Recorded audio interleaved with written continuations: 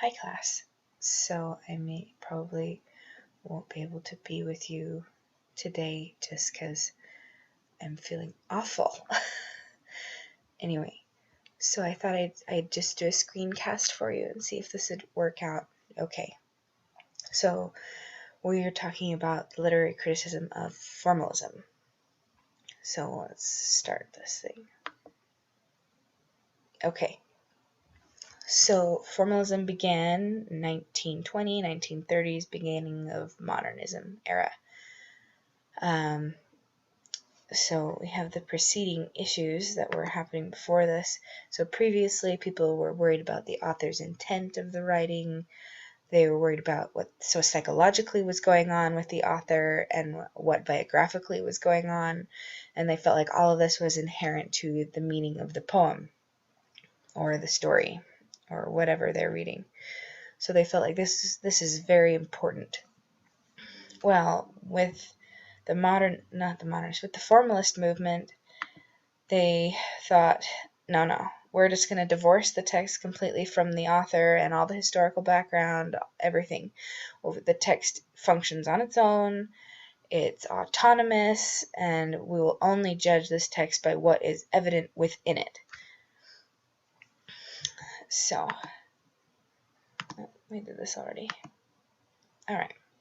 So these guys headed up the movement with the books that they wrote. So we got I.A. Richards, he wrote Practical Criticism in 1929, William Epson, Seven Types of Ambiguity in 1930, and T.S. Eliot, The Function of Criticism in 1933. And then later it was actually developed and used by other critics. So you got them listed all right here. I actually haven't read most of these guys, but maybe I should look into it. Anyway, so it's just some more information about these guys.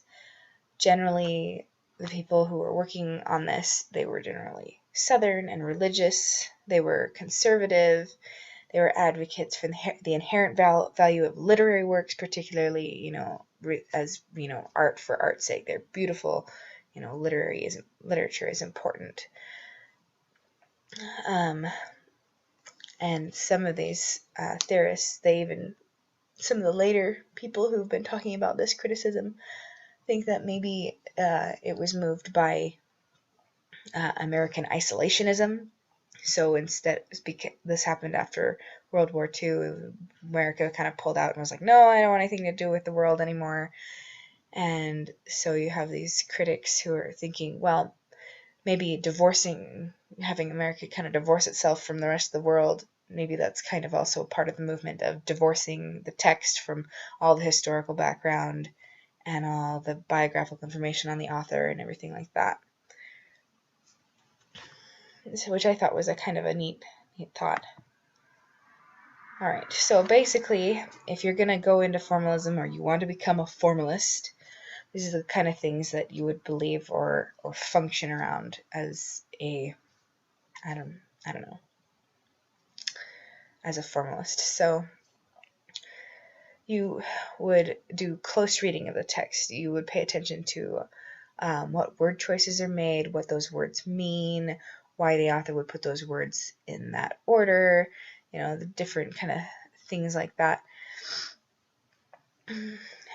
Basically, the text in itself, how is it functioning and why does it function that way? Structure of how the text is set up is very important. It's very inherent to the meaning. You'll pay special attention to things that are repeated in the text. Why are they repeated? It must be important. What does this repetition mean? You have especially when it comes to like images and symbols, and especially like sound effects. Like in poetry, you'll have alliteration or repeating of consonants within words, things like that mean, this is, why did they choose to? Well, not why did they choose to do this? Is what is this repetition lend to the meaning of the poem just in itself.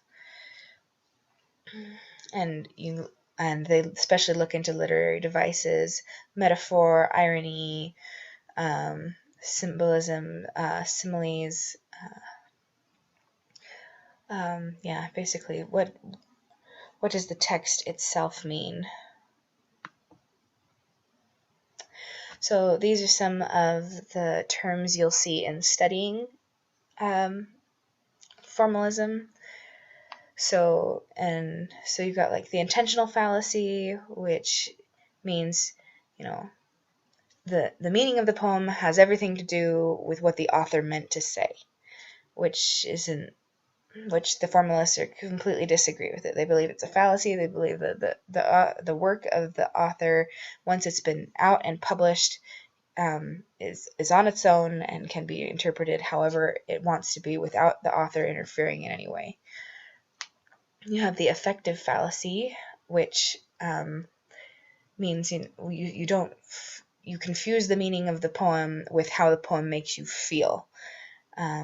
Basically, they don't put any value in a reader response kind of a thing. They're like, the way you emotionally respond to a poem isn't any kind of reliable way to interpret a text, and that's part of what they believe.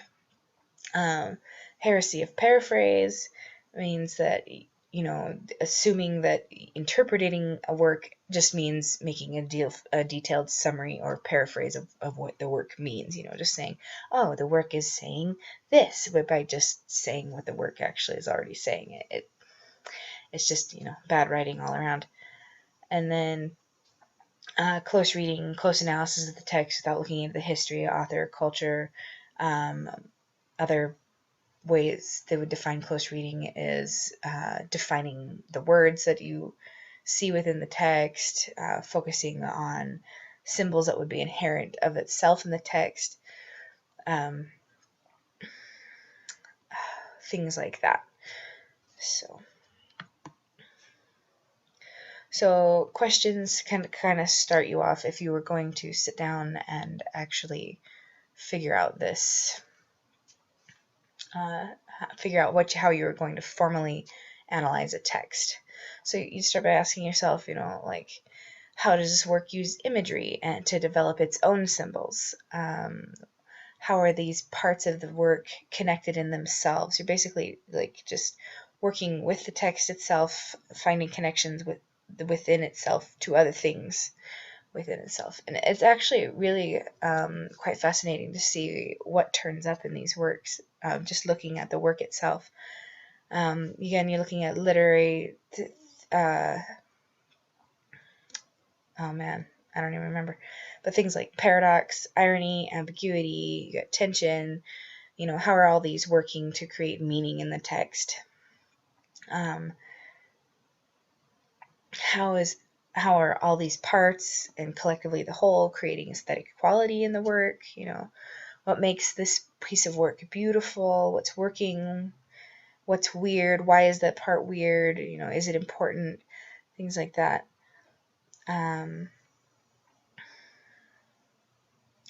What does the form of the work say about the content? It's important whether it's a poem or some kind of novel or short story. The form of the work is very important. You have, what's the center? What can be said? Is it summing up the entire work? Like, is there a passage that seems to be most important? And again, looking at different aspects of poetry, you've got rhythms and rhyme, and how does this affect the meaning of the piece? Things like that. I've given this presentation, the link to it, to the professor, so if you guys want to go back and look at it right now, take notes or whatever, you can. I'm going to move on and talk about my paper and kind of walk you guys through how I used this formalism to kind of analyze William Wordsworth's poem. All right.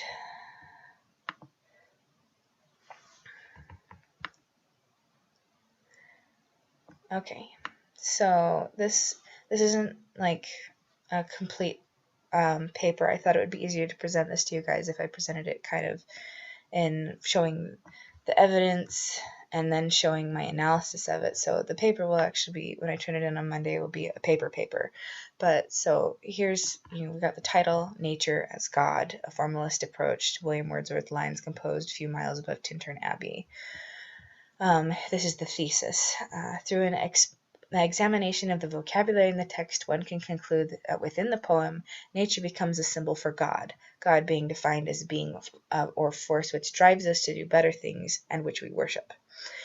So I'm looking strictly at what the words in the text mean, not the historical connotation of when the poem was written, or anything like that. Not looking into the author. I refer to the person who's talking in the poem as the narrator.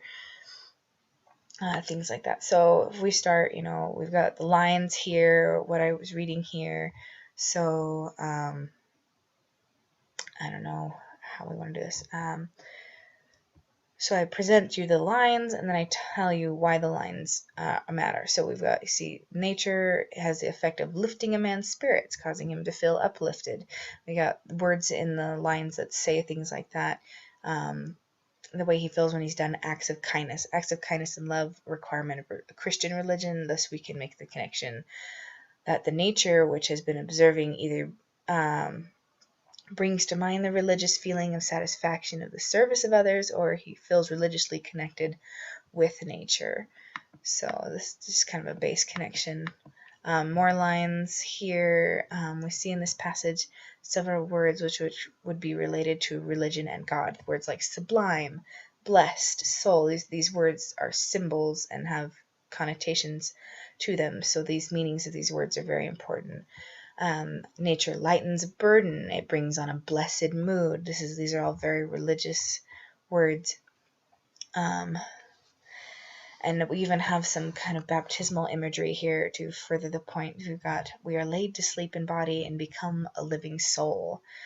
So has a baptismal symbolism within which the body and human blood are almost suspended, allow for the rebirth of the soul.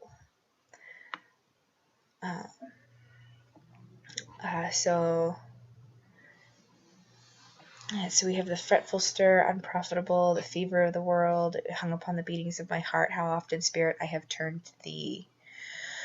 So we find a refuge of peace of the spirit in this nature that he is looking at, which you would find in connection with God. Narrator turns in spirit to nature as a religious man would turn to God for refuge and comfort from the fever of the world. Repetition of the words, how often has my spirit turned to thee, becomes almost hymn-like. So yeah, more religious reference, more reference to the fact that nature seems to be this God, the God of this religious motive that this man has. Let's see, what is this one? Let's see again. In this passage, the word choice brings to mind images of all-powerful being or God, as it were.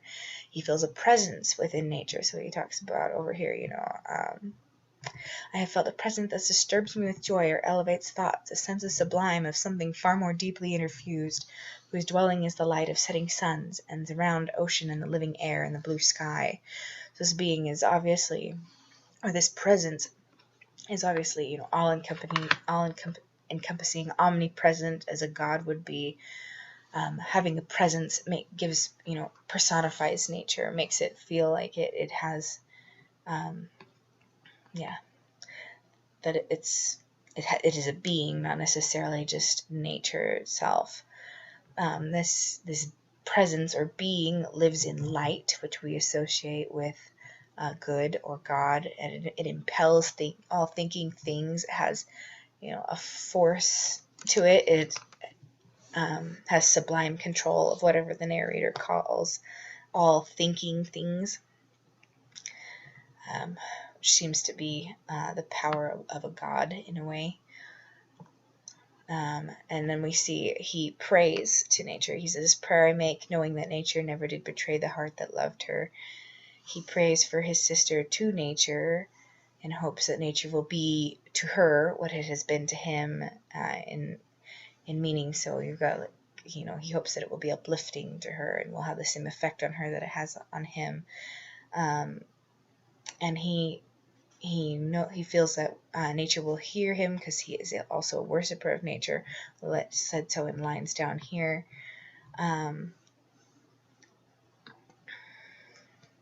He talks about how and nature brings us from joy to joy and feeds us with lofty thoughts.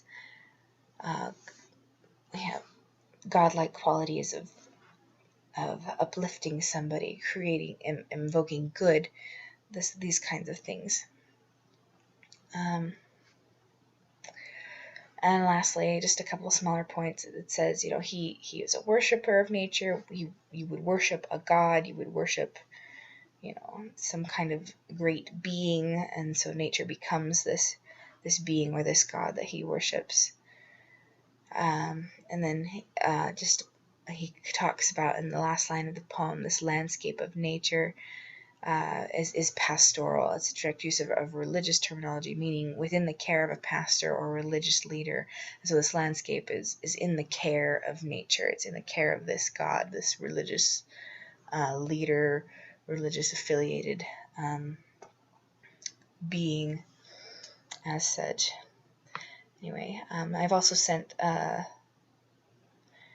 my paper to the professor as well, so if you guys want to continue to look at it, pull it apart, I would be really happy to get any notes or anything that you guys have anything to say about.